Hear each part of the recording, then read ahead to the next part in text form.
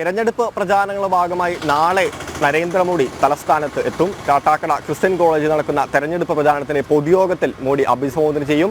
തിരുവനന്തപുരം, ആറ്റിങ്ങൽ മണ്ഡലങ്ങളുടെ തെരഞ്ഞെടുപ്പ് പ്രചാരണത്തിന്റെ ഭാഗമായാണ് മോദി എത്തുന്നത്. എന്തായാലും ശക്തമായ ത്രികോണ മത്സരം നടക്കുന്ന ഈ രണ്ട് മണ്ഡലങ്ങളിലും നരേന്ദ്രമോദിയുടെ വരവോടുകൂടി തന്നെ ആവേശം വർദ്ധിക്കുമെന്ന കാര്യത്തിൽ യാതൊരു സംശയവുമില്ല.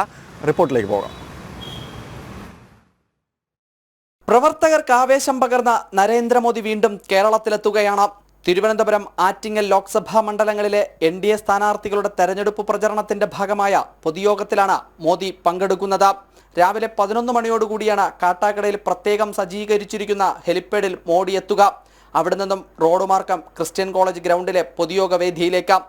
തിരുവനന്തപുരം ലോക്സഭാ മണ്ഡലത്തിലെ സ്ഥാനാർത്ഥി രാജീവ് ചന്ദ്രശേഖറും ആറ്റിങ്ങൽ ലോക്സഭാ മണ്ഡലത്തിലെ സ്ഥാനാർത്ഥി വി മുരളീധരനും BJPയുടെയും ഘടകകക്ഷികളുടെയും മുതിർന്ന നേതാക്കളും മോദിക്കൊപ്പം വേദിയിലുണ്ടാകും.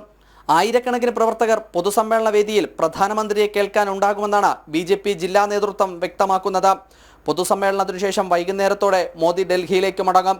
പ്രധാനമന്ത്രിയുടെ വരവനുബന്ധിച്ച് വലിയ സുരക്ഷാ ക്രമീകരണങ്ങളാണ് ജില്ലയിൽ ഒരുക്കിയിരിക്കുന്നത്. വാഹന നിയന്ത്രണവും ഏർപ്പെടുത്തിയിട്ടുണ്ട്. ജനം, തിരുവനന്തപുരം.